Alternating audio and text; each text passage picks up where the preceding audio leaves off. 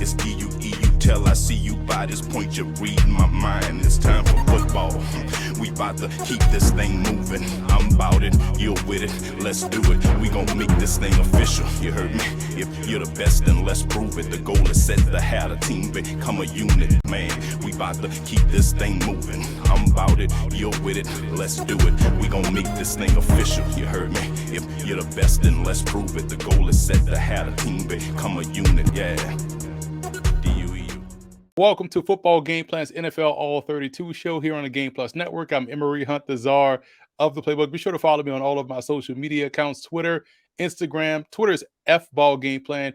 Instagram is Football Game Plan. And I'm also on YouTube at youtube.com/Football Game Plan. Joining me today for this segment is Chris James, host of Chopping It Up with CJ podcast. Follow him on Twitter at CJFlorida9. He has great football insight, whether it's fantasy football, X's and O's, against the spread. He's going to get you right because he has good info. Chris, what's up, man? How you doing?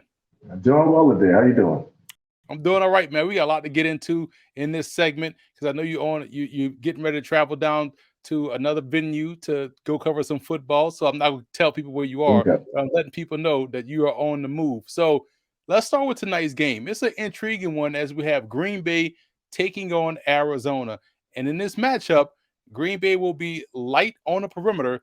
No Alan Lazard because he's unvaccinated, so he's not going to be able to clear in time to play tonight. And no Devontae Adams, their number one receiver who accounts for 47% of their passing game. How does Green Bay formulate an opportunity to win tonight against the Cardinals? I think you're going to see a lot more A.J. Dillon in the backfield with Aaron Jones being used almost like Alvin Kamara in some respect. He's going to be put in the slot. He's going to be motioned out a lot, even on the exact outside. People forget, this is actually a deep team. I know people talk about not having first-round talent at wide receiver. Well, they have a lot of second, third, and fourth-round talent. Mari Rodgers can finally step up. You got a lot of guys that can finally have the opportunity to step up. And this Cardinals secondary is untested against a quarterback at this caliber. You know, that's a great point. You draft for a reason. You draft for depth. They have guys that can get into the lineup, and they're going to find success in the passing. They're going to find opportunities. They're going to find completions. On the other side of the field, you have the Arizona Cardinals. They're undefeated. They're doing a great job on both ends of offense. The run game is productive enough. The passing game is where they hang their hats, and they're doing a great job defensively. What do the Cardinals bring to the table in your eyes that makes them such a dangerous team, not only tonight, but also moving forward? I think this is the only team in the NFL that literally can say they have no weakness. You can say that they have some things that they may be middle of the pack on, but there's no actual glaring weakness. That's their biggest strength. And in tonight's matchup, what they need to do is put on display everyone that's not Kyler Murray. They need to start using the running backs a little bit more, running with James Conner, running with Chase Edmonds. And that'll throw Green Bay off because they know that they want to actually show how good Kyler Murray is, and they're expecting him to be on showcase. They're not expecting those running backs. It's going to be interesting to see. Do you have a pick on this game? I'm going to go with the Cardinals in a closer one than people might expect. I actually have the Cardinals winning this one 27-24. I think that Green Bay will hang in. Aaron Rodgers plays well even without his number one target. But at the end of the day, the better team is Arizona. The better team tends to win 9 times out of 10, unless you're Washington and you're not diving over the goal line. You almost nailed that pick last weekend, man. That was just bad luck by Taylor Heineke on the goal line twice in that ball game. If you watch the game, the team that looked like the better team was the Washington football team. They just didn't score the points to make them the better team. Now let's go over to the New Orleans Saints because we have some breaking news this week and a late trade coming through the wire. Mark Ingram returns to New Orleans in a trade from the Houston Texans or with the Houston Texans. What are your thoughts on Mark Ingram being back with the New Orleans Saints, and how does he fit in this offense? First and foremost, I didn't know the Texans served as the AA ball club for New Orleans Saints. They keep just sending talent over to him this season. He's going to give them a couple of things. I mean, people can say Mark Ingram isn't the same guy. Well, he doesn't need to be. What he needs to be is an energy guy. What he needs to be is a guy who actually effectively can run behind a good offensive line. And he's going to bring both elements to a team that's desperately in need since they lost Tony Jones Jr. Earlier in the season. It's going to be fascinating to watch, man, because you saw the Saints come off of a win against the Seattle Seahawks where Alvin Kamara led the team in receiving, double-digit receptions. Jameis Winston did a good job moving the football down the field considering the circumstances. Do you see this being someone that can really add to the offense at this stage in his career? Because we're thinking of Mark Ingram in his heyday in New Orleans, but we forget he spent 2 years in Baltimore, and now he spent a couple of weeks, so to speak, in Houston. Does he still have anything left in the tank, in your opinion? I think he does, and he also adds what the Saints needed. They needed competency in the backfield behind Kamara. They need a guy who could help in pass pro so Kamara could take some breaks. They need a guy who can actually effectively pick holes. He doesn't have to break the game open. He just needs to be a quality running back. And he still has that juice left. He knows the Saints offense, so he's an immediate plug and play guy. And I think he helps them do some things this week. It's going to be interesting to watch these guys move forward as they get better in the backfield, in my opinion. Before I let you go, CJ, where can people find the new podcast and what you have coming down the pipe? Sure. You can find it on Spotify. It's Chopping It Up with CJ. That with is just a W with a little line next to it. It's Chopping It Up with CJ. And if you're struggling with that, you can find me on Twitter at CJ Florida9, and you can find links to the actual podcast there as well. CJ always does a great job with his information and on his podcast. Be sure to follow him, like you said, at CJ Florida9. Chris, thank you for stopping in for a quick second, and we wish you safe travels on to your destination. We'll step aside and be back with more Football Game Plans NFL All-32 show. And welcome back to Football Game Plans NFL All-32 show. I am Emery Hunt, the czar of the playbook. Shout out to Chris James for stopping by, joining us as he was making his way in his travels. And we'll pick up right where we left off. We touched on Mark Ingram rejoining the Saints football team. And I also look at this matchup between Tampa Bay and New Orleans as a pivotal one for both teams. We know New Orleans isn't afraid of Tampa. We saw what happened last year during Tampa Bay's Super Bowl run. The Saints beat them twice in the regular season, had them beat in the playoffs if it wasn't for the Jared Cook fumble. So we know defensively and on offense, they're not afraid of what the Bucs bring to the table. However, when you look at what Mark Ingram can bring to the table for this offense, it's going to be allowing Alvin Kamara to be that Alvin Kamara type back. We saw just a one version of that against Seattle, but having someone competent in the run game to take some of the run pressure off of him should help maximize stability as a receiver once again, or a multifaceted weapon. So that's how I envision the Saints utilizing their newly acquired Mark Ingram. Defensively, we know they match up well. It'll be interesting to see how healthy the Saints are up front. I know they're getting some guys back, and that's going to be key in this game because they're going to have to affect the pocket against Tom Brady. When you look at the Bucs in this game, you talk about a team that's playing really well. They're playing out of their mind offensively. Nothing is going wrong for Tampa Bay. They can run the football this year. They're still working touchdown to check down in the passing game, and Tom Brady looks like he's 25 years old once again. So the Bucs offense is playing well. Defensively, that's the matchup I worry about for them in this game. We know the Saints aren't explosive or dynamic on the perimeter, but they still have the ability to work deep down the field with Jameis Winston throwing the football deep. Now, can they get down the field? Can they catch the football? We know Marquez Callaway can. We also know what they have in Jawan Johnson also, but can those other guys rally up and make plays? That's going to be the fun matchup to watch, this Bucs secondary versus the Saints passing game. So that's going to be a key matchup. But overall, I think the Saints have enough to really knock off the Bucs. I'm calling them to pull off the upset. I'm taking New Orleans to take this game in New Orleans against Tampa Bay. Let's talk about a game on Sunday night with the Dallas Cowboys and the Minnesota Vikings. The reason why I want to focus on this game, both teams are coming off of a bye.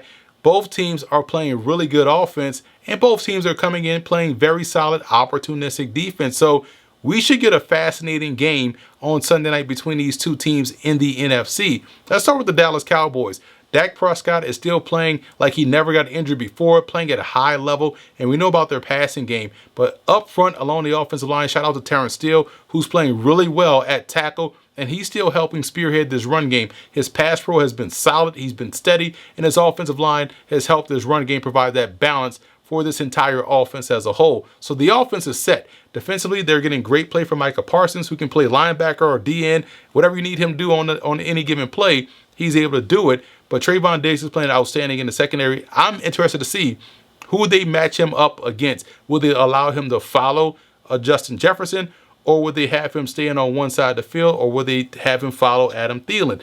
That's going to be the key defensive matchup for Dallas, how they deploy Trayvon Diggs. For the Vikings, Kirk Cousins statistically is playing really well.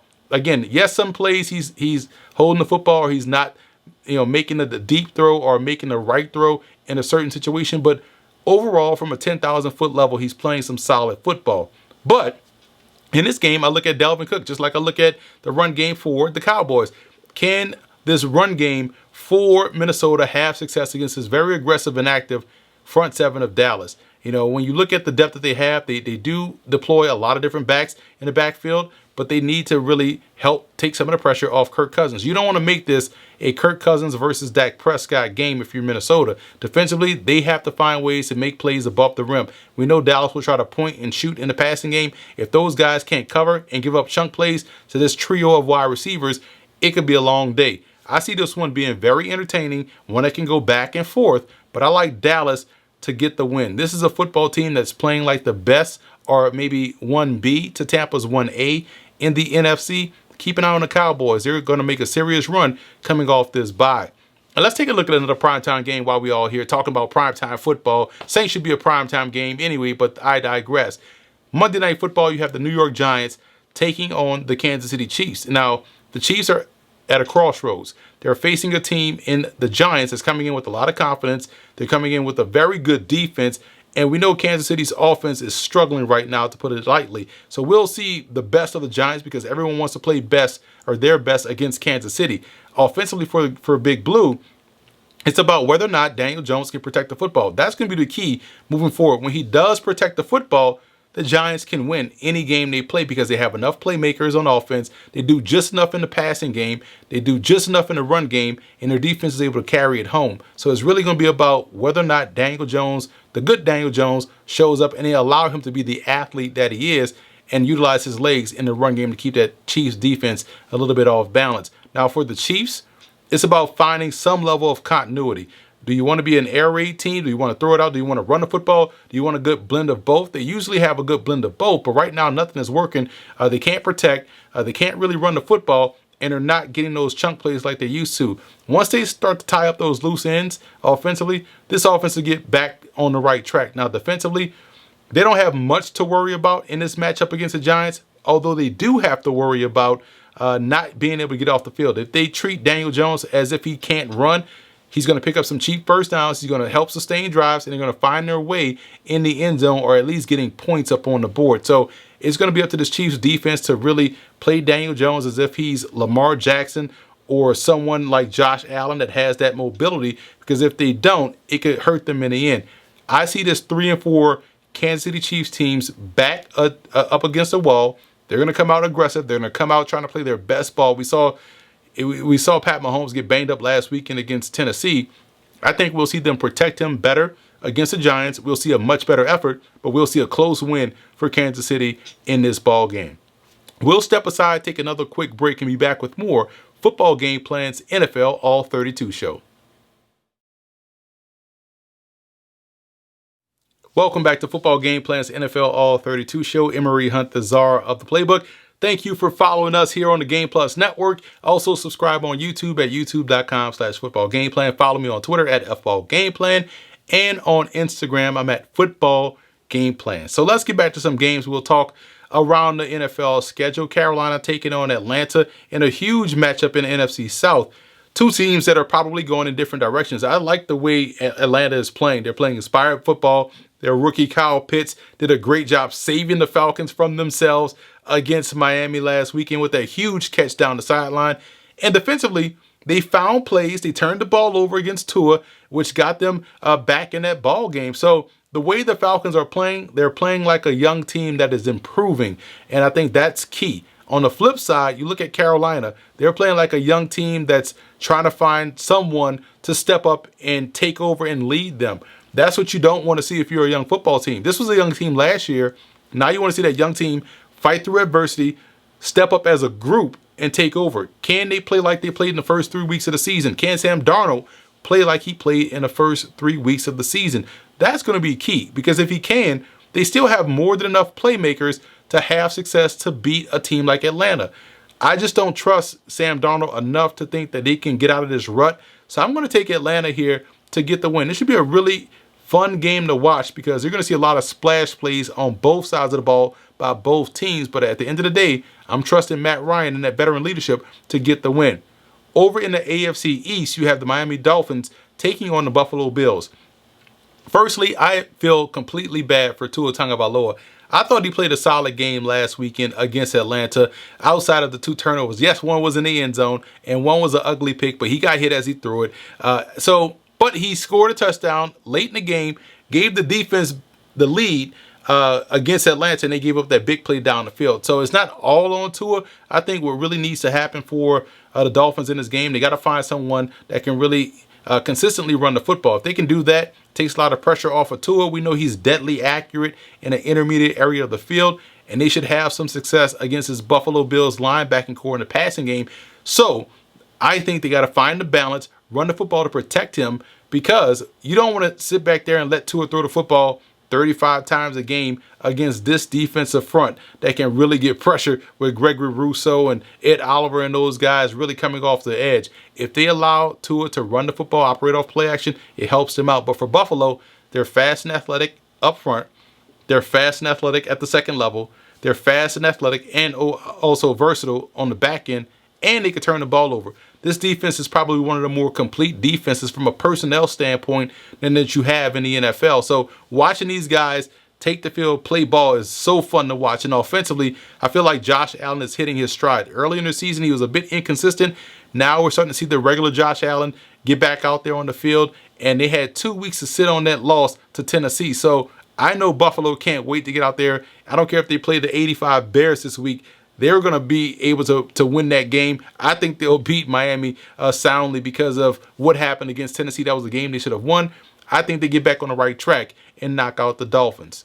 San Francisco travels to Chicago to take on the Bears. And it's going to be a fun game if you like defense, because I think we'll see a lot of good defense in this one. You want to see improved offensive play, you might want to sit this one out. I know the 49ers will be able to run the football. They'll have some success there. They'll have some success off of play action. I don't trust Jimmy Garoppolo, but I do trust that 49ers defense. I do trust their run game. And I do trust Garoppolo enough to play a little bit better than the rookie on the other side of the field in Justin Fields. Now, like I said on social media, watching that Bucs-Bears game, it's about lessons. It's not about losses. That was a bad loss for them for sure. It was a bad game for Justin Fields, definitely. But it's a lesson. So now he should understand coming into this ball game against a very good defense in San Francisco what he can get away with, what he can't get away with. What he can't do is repeat the same mistakes that we saw against Tampa Bay. Granted, Tampa Bay is up here defensively in terms of pressure. San Francisco is just right there. So it's not like it's a drop-off. It's not like you're playing the worst defense. You're playing a really good defense that can get to the quarterback. I'm interested to see how he bounces back. But we also saw Jim and their rookie Khalil Herbert, the running back. So maybe they provide a little bit of balance. Maybe they find ways to get Justin Fields utilizing his athleticism more so in this game. They have to help him out, help himself, and I think they have a chance. But this would be a fascinating game because you have a veteran that's struggling and a rookie quarterback that's struggling. But I'm going to go with the veteran, and I'm going to go with that run game and that defense of San Francisco. I like them to get the win against Chicago. One more game we'll touch on before we get out of here, and that's Tennessee and Indianapolis. Now, the Colts, granted, played the best of the worst game last weekend in that monsoon against San Francisco, but they played really smart football. They knew cornerbacks weren't going to be able to stop on a dime and make plays, throw the ball up, get some pass interference, get in scoring range, and hey, look what happened. They were able to find themselves in the end zone. They got great play from Jonathan Taylor. Very good play, stable play from Carson Wentz when he wasn't trying to turn the ball over, but he was able to get them down the field a couple of times to really push this team over the top. Defensively, I love what I'm seeing from a defense that's getting better every week. Now they face a team in Tennessee. You face Derrick Henry, and you also face a competent quarterback in Ryan Tannehill, and you hope that the defensive effort in ideal conditions will be a lot better than what we saw in certain parts of the season. For Tennessee, they showed last week they can win without Derrick Henry going over 130 yards running crazy, which is a great thing for this team long term. He even threw a touchdown pass last weekend against Kansas City, but it was the defense that really impressed me. I know the Chiefs' offense is struggling, but you like how they came out aggressively on defense and played. I think they have to carry that over against a quarterback like Carson Wentz that will give you an opportunity to get to him in the pocket. If they can do that, I think they have a great chance to win. But I like the Colts here.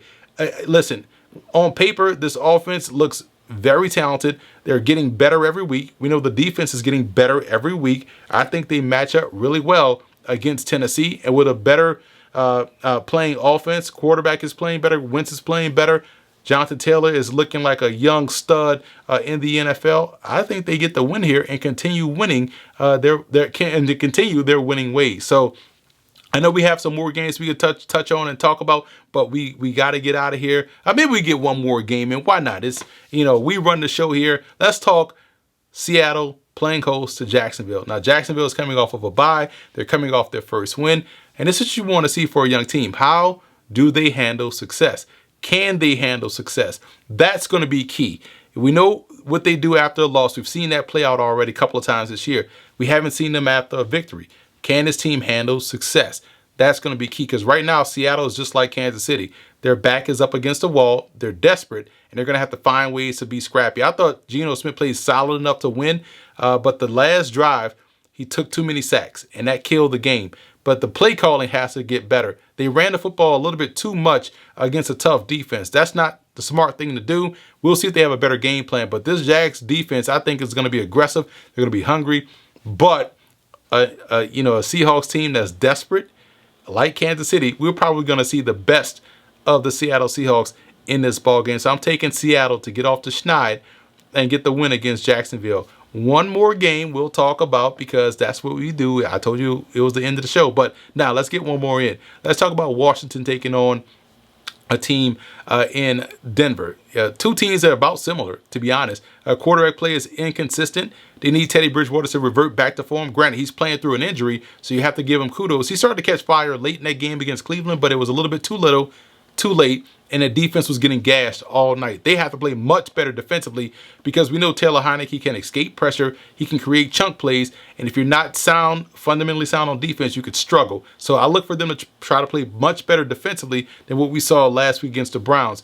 For Washington, if Taylor Heineke just crosses the goal line twice, they beat Green Bay. I thought they outplayed the Packers, and that has to be a frustrating loss for a team like Washington. But we get to learn a lot about their resolve. You can't let last week's loss become this week's problem. So I'm going to look at Washington and think they're going to rebound a little bit and play a little bit more consistent and finish some drives, tie up those loose ends. But I take Denver, whose back is also against the wall. You see, that's a common theme here. You got desperate teams, and desperate times calls for desperate measures. Both teams are really desperate right now, but I think Denver has the better quarterback in Teddy Bridgewater. Look for them to get the win. All right, we got to get out of here now. So thank you guys for joining us here on Football Gameplan's NFL All-32 show. Follow me on social media. Also subscribe on YouTube at youtube.com/footballgameplan, and we will see you guys in week number 9.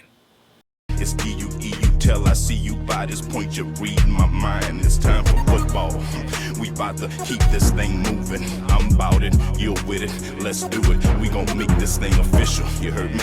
If you're the best, then let's prove it. The goal is set to have a team become a unit. Man, we about to keep this thing moving. I'm about it, you're with it. Let's do it. We gon' make this thing official. You heard me? If you're the best, then let's prove it. The goal is set to have a team become a unit. Yeah.